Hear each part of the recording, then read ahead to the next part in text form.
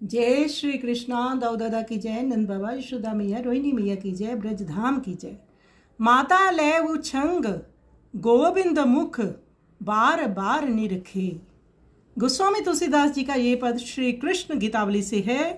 गोस्वामी तुलसीदास जी महाराज जी दर्शन करते हुए कहती हैं कि यशोदा मैया बाल गोविंद को गोद में लेकर बार बार उनका मुख निरख रही है। आनंद की घन मूर्ति स्वयं श्री कृष्ण प्रति क्षण अधिकाधिक हर्षित हो रहे हैं तथा उनका शरीर पुलकित हो रहा है। माता को यूं आनंद मगन देख यादव राय श्री कृष्ण तोतली वाणी से माँ से पूछते हैं, मैया तुझको जिस कारण से अत्यंत सुख हो रहा है वह मुझको समझा कर कह। माता बोली, लाला तुम्हारा मुख कमल देखते ही मन में आनंद होता है। उस आनंद का वर्णन कौन कर सकता है। जीभ मेरी मौन हो जाती है। उस लौकिक आनंद का कोई ही जान सकता है। मेरी इच्छा है कि तुम्हारा सुंदर मुखारविंद मैं निरंतर देखती ही रहूं। मेरे समान किसी का ऐसा सौभाग्य कहाँ कि ऐसा प्रकाश पुंजमय बालक तुम हमारे यहाँ आए।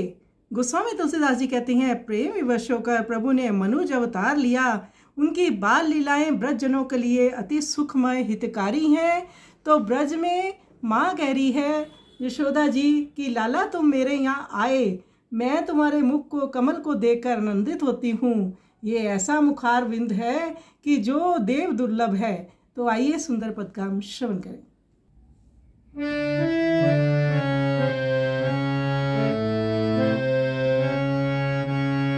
माता ले